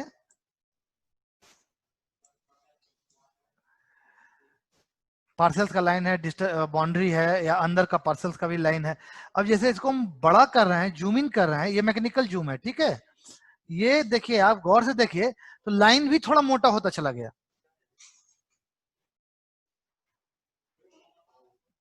तो जब हम इमेज के केस में जब हम इनलार्ज करते हैं तो जो लाइंस है वो मोटा होता चला जाता है। वो एक थ्योरेटिकली तो वो एक जस्ट लाइन है, एक डिवीजन है, लेकिन प्रैक्टिकली क्या है, वो स्पेस ऑक्यूपाई कर रहा है सरफेस पर, तो वो एक विड्थ को शो कर रहा है। अब जूम इन कर रहे हैं तो वो विड्थ भी मोटा होता चला जा रहा है, ठीक है ना। लेकिन ये चीज वेक्टर के साथ नहीं होगा। तो इसलिए क्या होता है, वेक्टर्स में जब हम एरिया कैलकुलेट करते हैं, डिजिटल इमेज पर जब कोई एरिया कैलकुलेट करते हैं, तो वो एकदम से एक्यूरेट होता है। ये प्रॉब्लम वेक्टर में नहीं होता। तो वेक्टर का मतलब हुआ कि ये केवल जो लाइन वर्क है वो डिजिटल लाइन वर्क, वो उसमें केवल कोऑर्डिनेट, जितना भी टर्निंग्स है उसके नोड्स का कोऑर्डिनेट स्टोर कर लेता है वो टेक्स्ट फाइल के रूप में, और उसी के बेसिस पर वो डिफरेंट शेप्स को रिफ्लेक्ट डिस्प्ले करता है इस पर, इमेज पर, सॉरी स्क्रीन पर। ठीक है, तो ये वेक्टर और स्केलर का अंतर हुआ। इतनी चीजें, और इमेज प्रोसेसिंग का इसमें पार्ट है कि जब हम ऑर्थो फोटोग्राफ बनाते हैं उसके लिए बेसिकली तीन प्रोसेस, ये थोड़ा ज्यादा टेक्निकल है, जस्ट मैं एक बार 1-2 मिनट में डिस्कस कर देता हूं, जिनको इंटरेस्ट होगा उनके लिए पर्पस सर्व करेगा। ऑर्थो फोटोग्राफ बनाने के लिए बेसिकली 3 काम करते हैं, और एटी, डीटीएम और ऑर्थो। एटी का मतलब हुआ एरो ट्रायंगुलेशन। तो जो ट्रायलेटरेशन या ट्रायंगुलेशन का काम हम करते थे गांव के लेवल पर 3 सीमाने के थ्रू, वो काम यहाँ ग्राउंड कंट्रोल पॉइंट जो पीसीपी बनाए थे, प्राइमरी कंट्रोल पॉइंट, जहाँ की 72 घंटे का ऑब्जर्वेशन लिया गया था, उससे जो ट्रायंगल बन रहा था उसके बेसिस पर करते हैं ट्रायंगुलेशन का काम। तो ये एरो ट्रायंगुलेशन कहलाता है। और अब देखिए, आप एक ग्राफ देखे होंगे ना, ग्राफ में डिफरेंट कोऑर्डिनेट्स होता है, तो हमारा जो स्क्रीन होता है, जो डिजिटल स्क्रीन होता है, वो भी तो डिफरेंट पिक्सेल्स के टर्म्स में होगा। हम उस पर कोई फोटोग्राफ्स ओपन करते हैं तो वो भी तो पिक्सेल्स के टर्म में है। तो बेसिकली पिक्सल को रजिस्ट्रेशन किया था, एक सर्टेन पिक्सल का रजिस्ट्रेशन करते हैं। तो और रजिस्ट्रेशन करते हैं तो एक उसका जो सिंपल कोऑर्डिनेट वैल्यू है, स्क्रीन का कोऑर्डिनेट वैल्यू है, उसको कॉरेस्पॉन्ड करते हैं जो हमारा लेट लॉन्ग वैल्यू है, जो पीसीपी का, जो 72 घंटे के ऑब्जर्वेशन से आया हुआ है, प्राइमरी कंट्रोल पॉइंट का, प्राइमरी ग्राउंड कंट्रोल पॉइंट का, वो वैल्यू हम इम्बेड करते हैं, इनकॉर्पोरेट करते हैं, उसको रजिस्ट्रेशन कहलाता है। ये काम जियो रेफरेंसिंग कहलाता है। तो जब हम पॉइंट का रजिस्ट्रेशन करते हैं, जियो रेफरेंसिंग करते हैं, तो 3 पॉइंट का अगर मैंने रजिस्ट्रेशन किया तो एक ट्रायंगल बना ना। तो आप लोग इंटर में मैथ सबका रहा होगा, तो वो जैसे एक लाइन सेगमेंट होता था, उसको m/n के रेशियो में डिवाइड करना होता था, तो सेक्शन फॉर्मूला लगा के बनाते थे ना। तो क्या करता है कि वो उसी हिसाब से उस ट्रायंगल के भीतर में उसी रेशियो वाइज हर एक पॉइंट पर कोऑर्डिनेट स्प्रेड कर देता है। एफिन ट्रांसफॉर्मेशन कहलाता है ये। तो उस ट्रायंगल के अंतर्गत सब पॉइंट पर कोऑर्डिनेट अवेलेबल हो गया। अब क्या हुआ, इसका बहुत बड़ा फायदा ये हुआ कि जो कोऑर्डिनेट अभी तक जस्ट ग्राफिकल या स्क्रीन का कोऑर्डिनेट था पिक्सल का, वो अब हमारा जियो कोऑर्डिनेट हो गया, वो हमारा लैटिट्यूड लॉन्गिट्यूड हो गया। पहला फायदा तो ये हुआ कि मेजरमेंट बहुत आसानी से निकल सकता है, मेजरमेंट का काम अब हो सकता है, जियो रेफरेंसिंग हो गई, 2 डिस्टेंस बतला सकता है, कोऑर्डिनेट अगर 2 पॉइंट पहचान सकते हैं, आप एरिया निकाल सकते हैं। तो ये काम क्या करते हैं, ऐसा ऐसा ढेर सारा ट्रायंगल की जियो रेफरेंसिंग करते हैं, और तब तक करते हैं जब तक कि पूरा फील्ड ऑफ व्यू, सपोज मान लीजिए इस गांव एक 2 जिला है किसी, जैसे मैं दिखलाता हूं आपको इसमें कुछ, 1 मिनट में दिखाता हूं।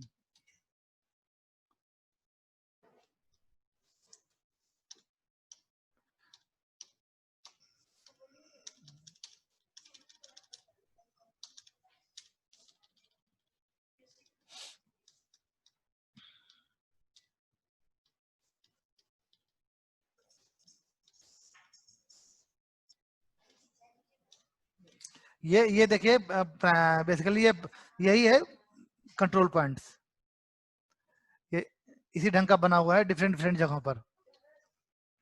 ये फील्ड ऑफ व्यू है, ये ट्रायंगुलेशन है। अब ये ये ये ये जो ट्रायंगल बन रहा है, अब इसमें अगर कोई जिला पड़ रहा है हमारा, मान लीजिए 3 जिला पड़ रहा है और एक जिला पूरा कवर हो गया, तो हमको उतना पॉइंट्स लेना जरूरी होता है कि पूरा फील्ड जो हमारा एरिया ऑफ इंटरेस्ट है, जिस चीज का हमको मैप बनाना है, वो पूरा का पूरा ट्रायंगल के अंदर आ जाए। तो उतने कंट्रोल्स होने चाहिए हमारे पास।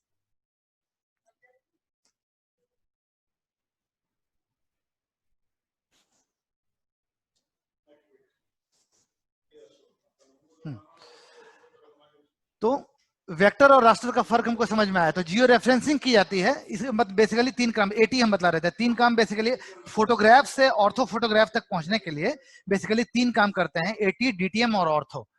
तो एटी में एरो ट्रायंगुलेशन करते हैं जो कि जियो रेफरेंसिंग कहलाता है। और जो इमेज की एक्यूरेसी है, जो हमारा मैप का एक्यूरेसी है बेसिकली ये इसी कंट्रोल पॉइंट की एक्यूरेसी होती है कि हमारा रजिस्ट्रेशन कितना एक्यूरेट है। अगर ये, और इसका पता चलता है हमको ग्राउंड ट्रूथिंग के समय, अगर वो नहीं एक्यूरेट है तो फिर से आपको बीच में कंट्रोल्स क्रिएट करके दोबारा से रजिस्ट्रेशन करके उसको आप ठीक करते हो। कहने का मतलब ऑर्थो फोटोग्राफ का पक्का होना जरूरी है, तभी उस पर डिजिटाइज किया हुआ मैप जो है वो पक्का होगा, क्योंकि वो तो डिजिटाइजेशन है ना। अगर जैसे ट्रेसिंग जो भी लोग जानते होंगे, पीछे अगर गणेश जी का फोटो है तो ट्रेस करेंगे तो गणेश जी बनेंगे, पीछे काली माँ है तो ट्रेस करेंगे तो काली माँ बनेंगी। तो कहने का मतलब जो भी हमारा फोटोग्राफ है, ऑर्थो फोटोग्राफ है, वही चीज डिजिटाइज होकर सामने आ रहा है। तो वो उसमें अगर यूनिफॉर्मिटी ऑफ स्केल नहीं है तो हमारे मैप में भी यूनिफॉर्मिटी ऑफ स्केल नहीं है। जो ऑर्थो फोटोग्राफ की इम्बेडेड एक्यूरेसी है through arrow triangulation and registration and geo referencing, वही एक्यूरेसी बेसिकली मैप में रिफ्लेक्ट होना है हमको। तो ये चीज, तो एटी मोस्टली यही काम है, जितना ज्यादा कंट्रोल्स होगा उतना ज्यादा एक्यूरेट हमारा मैप होगा, उतना ज्यादा एक्यूरेट हमारा ऑर्थो फोटोग्राफ होगा। दूसरा है डीटीएम, डिजिटल टेरेन मॉडलिंग। इसमें क्या होता है कि 3 डायमेंशनल मॉडल क्रिएट करते हैं स्टीरियो पेयर्स के थ्रू। 3 डायमेंशनल मॉडल हम तभी क्रिएट कर पाते हैं जब किसी भी चीज को हम 2 जगहों से देखें। हमारी 2 आंखें हैं इसलिए हम मोटाई, लंबाई चौड़ाई और मोटाई देख पाते हैं। बहुत सारे जानवर हैं जो केवल लंबाई और चौड़ाई ही देख पाते हैं, मोटाई नहीं देख पाते। तो हम लंबाई चौड़ाई मोटाई देख पाते हैं क्योंकि हमारी 2 आंखें हैं, अलग अलग हैं। ऐसा नहीं कि आंख बंद करने से मोटाई नहीं दिखाई देगी। इसका कारण यह है कि पॉइंट सोर्स ऑफ जो लाइट है ना वो डिफरेंट है। मतलब एक चीज को 2 जगह से देखने पर ही आप मोटाई देख सकते हैं, एंगुलरली हम परसीव करते हैं मोटाई को। तो 3 डायमेंशनल जो मॉडल बनाते हैं उसके लिए जरूरी होता है, जो जिस समय हम हवाई जहाज से फोटो खींचते हैं उस समय कोई ज्योमेट्री बन रही होती है और फिल्म पर भी एक ज्योमेट्री बन रही होती है। तो बेसिकली सॉफ्टवेयर में कंट्रोल्स जो हमारा है, जो हमारा ओरिएंटेशन है, उन सब पैरामीटर्स को इम्बेड करके जो ज्योमेट्री फ्लाइंग के समय थी उसी ज्योमेट्री को सॉफ्टवेयर में रिक्रिएट किया जाता है। और तब फिर जब एक खास तरह के चश्मे से शटर ग्लास बोला जाता है, तो जनरली उसमें ये करते हैं ना कि उसको जो एडजेसेंट इमेज होता है उसको लेफ्ट इमेज राइट इमेज कह के बोलते हैं। तो पेयर ऑफ स्टीरियो इमेज भी उसको बोलते हैं। तो वो क्या कहते हैं, एक को ऑन एक को ऑफ, 1 सेकंड में ये कम 50 बार होता है। एक बार ऑन एक बार ऑफ, एक बार ऑन है जो राइट इमेज ऑन है तो लेफ्ट वाला ऑफ है, जब लेफ्ट वाला ऑन है तो राइट वाला ऑन है। तो ऐसे करके बदलता रहता है। और जो शटर ग्लास जो आप पहने रहते हैं उसका भी, वो भी सिंक्रोनाइज्ड रहता है उस इमेज से। तो जिस समय लेफ्ट वाला ऑन है उस समय लेफ्ट वाला शटर काम करता रहता है। तो वो शटर ग्लास में भी फ्लिकरिंग होता रहता है, वो 1 सेकंड में 50 बार होता रहता है। तो उससे आप क्या होता है, सीधा आप 3 डायमेंशनल फिगर देखते रहते हैं। तो जब आप रजिस्ट्रेशन करते हैं, जब आप जियो रेफरेंसिंग करते हैं, वो अगर एक्यूरेट रहता है तो दोनों पेयर ऑफ इमेज को मिला के जब आप देखते हैं तो आपको कंप्लीट 3D दिखाई देता है कि ये भाई मंदिर है और ये इतना ऊंचा है। और even you have the facility in software कि आप कर्सर के थ्रू ऊंचाई नाप सकते हैं, डिस्टेंस नाप सकते हैं, सारा कुछ मेजर कर सकते हैं। और ये इतना एक्यूरेट होता है, सब सेंटीमीटर लेवल की एक्यूरेसी रहती है इसमें। इसलिए ये काफी पॉपुलर है। ये जो फोटोग्रामेट्री जो है एज ए सब्जेक्ट काफी पॉपुलर है, at least for cadastral map making, ownership map making, revenue map making, municipal mapping, large scale mapping. In nutshell large scale mapping के लिए बहुत पॉपुलर है।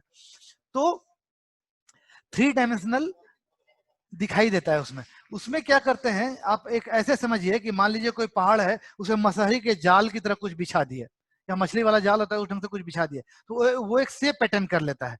तो टीन का कंसेप्ट भी बेसिकली यही है कि ट्रायंगल एक बड़ा मार्वेलस ज्योमेट्रिकल शेप है। क्योंकि ये एक पहला बात कि ट्रायंगल जो है ये मिनिमम नंबर ऑफ लाइन से एक क्लोज्ड पॉलीगॉन क्रिएट करता है फर्स्ट, क्योंकि 2 लाइन से आप क्लोज पॉलीगॉन क्रिएट नहीं कर सकते, ये मिनिमम नंबर ऑफ लाइन है। तीसरा दूसरी महत्वपूर्ण बात है ट्रायंगल के साथ कि ट्रायंगल किस मतलब स्पेस में आप कोई भी 3 पॉइंट लें तो वो ट्रायंगल एक सरफेस बनाता है। मतलब ये एक ऐसा पॉलीगॉन है जो कि एक ही सरफेस पर हो ऐसा जरूरी नहीं है, मतलब किसी भी ढंग से ओरिएंट कर दे सकते हैं। दूसरा और तीसरा, डिफरेंट ट्रायंगल्स को जब हम असेंबल करें, आप ऐसे समझिए कि सिक्का है आपके पास ढेर सारा, 1 रुपये का सिक्का है, 100 सिक्के को आप असेंबल कर देते हैं एक सरफेस पर। तो जब आप सरफेस पर असेंबल करते हैं ढेर सारे सिक्कों को तो बीच में गैप्स आ जाता है ना। गैप्स नहीं हो इसके लिए आपकी मजबूरी होती है कि या तो आप षटकोण बना के जमा करें तब गैप नहीं होगा, हनी बी कॉम भी जो होता है, हनी बी वाला जो कॉम होता है, या लेकिन ट्रायंगल में आप देखिए कि इरेगुलर ट्रायंगल भी है, तो आप सटा दें तो उसमें गैप नहीं रहेगा। तो ये तीन जो स्पेशलिटीज है ट्रायंगल का, ये चीज इसको बहुत पावरफुल बना देता है कि हम 3 डायमेंशनल मॉडल क्रिएट करने के लिए तीन को यूज करें। तीन का ये एब्रिविएशन है, इसका फुल फॉर्म होता है ट्रायंगुलर इरेगुलर नेटवर्क। तो ट्रायंगुलर इरेगुलर नेटवर्क को जब जैसे जाल की तरह आप समझिए, ट्रायंगल से पूरा एक कोई पहाड़ी को ढक दिए। अब हर ट्रायंगल का जो x1 y1 z1 है, कोऑर्डिनेट्स वैल्यू है, वो हमारा रजिस्टर है, वो हमको सॉफ्टवेयर बता रहा है। उस सॉफ्टवेयर के बेसिस पर कोई भी माउंड या कोई भी पहाड़ी या कोई भी टीला या कोई भी खदान या कोई भी फ्लाईओवर कितना ऊंचा है, वो हमको पता चल रहा है। उसका वॉल्यूमेट्रिक पूरा एनालिसिस हम कर सकते हैं सॉफ्टवेयर में, 3D मॉडल में। तो अब इस 3D मॉडल का सबसे बड़ा टिन का फायदा ये होता है कि जो ऊंचाई और निचाई के कारण फोटोग्राफ में डिस्टॉर्शन इम्बेड हो जाता है ओरिएंटेशन के वक्त के कारण या फिर रिलीफ के कारण, उस डिस्टॉर्शन को इस टिन के थ्रू मैथमेटिकली एडजस्ट कर देते हैं।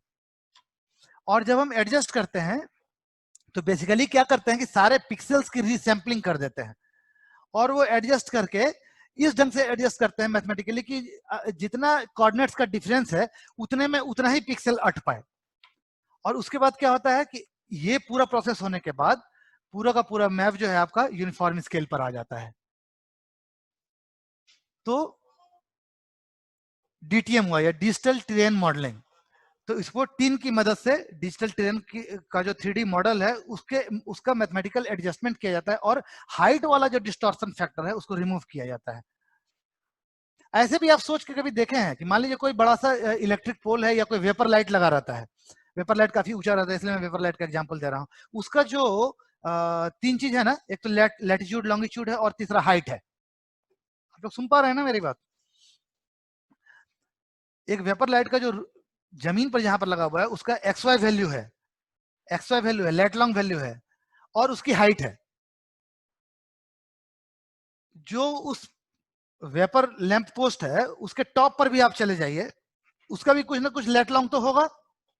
वो लेट लॉन्ग जो उसके बॉटम का है और जो उसके टॉप का है वो तो सेम है, कंसीडरिंग पॉइंट फीचर रड की तरह। और लेकिन जेड वैल्यू डिफरेंट है ना? x1 y1 सेम है, x1 y1 ऊपर का भी सेम है, टॉप का भी बॉटम का भी। z1 एक है तो दूसरा z2 है, वो अलग अलग है। अगर हम पूरे इमेज को कुछ सरफेस के फॉर्म में शो कर रहे हैं, जेड वैल्यू नहीं दिखा रहे हैं, तो कायदे से जो टॉप और बॉटम है वो तो एक ही पोजीशन पर दिखना चाहिए हमको सरफेस पर, लेकिन फोटोग्राफ में वो दो पोजीशन पर दिखता रहता है। This is basically called relief displacement. इसी को रेडियल डिस्प्लेसमेंट ही कहा जाता है। ये एक काइंड ऑफ एरर है जो रिलीफ, जो डिस्टॉर्शन, जो जिस रिलीफ डिस्टॉर्शन की हम बात कर रहे हैं। तो जब हम ऑर्थो फोटो क्रिएट करते हैं तो उसको रिमूव करना जरूरी होता है। और एकदम से अगर पूरे पिक्सल के लिए उस फोटो को मतलब वो उसको रिमूव करें, उसको ट्रू ऑर्थो कहा जाता है। तो ट्रू ऑर्थो मतलब it's quite a costly affair. लेकिन इतना तो तय होता है कि पिक्सल के लेवल पर हमारा एक्यूरेसी 20 सेंटीमीटर के मैंडेट को अचीव करे, इतना तो होना ही चाहिए। ठीक है। तो दूसरा प्रोसेस ये हुआ डीटीएम, डिजिटल टेरेन मॉडलिंग। और तीसरा होता है ऑर्थो, उसमें टिन का बहुत ज्यादा यूज होता है। और तीसरा है ऑर्थो फोटोग्राफ। क्या होता है कि आप जब फोटोग्राफ्स खींचते हैं तो सनसाइन किस तरफ से है और आपका फ्लाइट का मूवमेंट किस डायरेक्शन से है, तो हो सकता है ढेर सारा शैडो, तो शैडो भी फोटोग्राफ्स में आ जाता है, तो शैडो को रिमूव करना होता है। और कहीं कहीं पर क्या होता है, कलर बैलेंसिंग नहीं होती है। तो बेसिकली हर एक पिक्सल, जैसे ब्लैक एंड व्हाइट फोटोग्राफ होता है ना, तो वो 8 बाइट का होता है, तो वो 0 से लेकर 255 तक डीएन वैल्यू होता है। तो 3 लेयर रहता है पिक्सल्स का, एक आरजीबी, रेड ग्रीन ब्लू। तो उसका ह्यू या सेचुरेशन जो है 0 से लेकर 255 तक होता है। तो 3 कलर के इस लेयर डिफरेंट डीएन वैल्यू के कॉम्बिनेशन से हम दुनिया के किसी भी तरह का कलर क्रिएट कर सकते हैं। तो आरजीबी में बेसिकली बिल्कुल से जैसा दिखाई देता है वैसा आपको फोटोग्राफ की तरह आपको इमेज दिखने लगता है, डिजिटल इमेज। ये कॉम्बिनेशन हम और भी एक कलर कॉम्बिनेशन से कर सकते हैं, एमसीवाई, मेजेंटा, सियान एंड येलो। तो खैर हटाइए। तो कहने का मतलब वो जो रजिस्ट्रेशन है वो तीनों लेयर्स पर होना चाहिए, ब्लू पर भी, ग्रीन पर भी, रेड पर भी, तभी वो मतलब प्रॉपर दिखेगा। नहीं तो कलर बैलेंसिंग जो है पूरे इमेज का खराब हो जाएगा। तो ऑर्थो फोटोग्राफ में कलर पूरा बैलेंस्ड होना चाहिए, डिफरेंशियल रेक्टिफिकेशन होना चाहिए, शैडो वगैरह नहीं दिखना चाहिए, और सबसे सबसे सबसे बड़ी बात कि वो जिसमें ट्रूथिंग करते हैं उसमें वो प्रॉपरली यूनिफॉर्म स्केल होना चाहिए। तो ऑर्थो रेक्टिफिकेशन ये हुआ। तो एटी, डीटीएम और ऑर्थो के थ्रू फोटोग्राफ से ऑर्थो फोटोग्राफ तक की के प्रोसेस को हम का सफर तय करते हैं। तो ये एक basically part of image processing है जो कि अपने अपने लेबोरेटरी में कौन जो एरियल एजेंसीज है वो कर रही है। ठीक है। तो मुझे लगता है कि हम लोग अभी तक क्लास इज ओवर। तो हम लोगों ने जो चीजें डिस्कस की वो है पुराने और नई पद्धति में क्या अंतर है, DILRMP जो प्रोजेक्ट है उसमें हम लोग कहाँ लाए कर रहे हैं, हमारा रोल कहाँ है। तीसरा हम लोगों ने डिस्कस किया कि किस्तवार के अंतर्गत क्या होता था और अभी हमारा टेक्निक क्या है मैप मेकिंग का, और वेक्टर स्केलर में क्या डिफरेंस है। हाँ, इतनी चीजें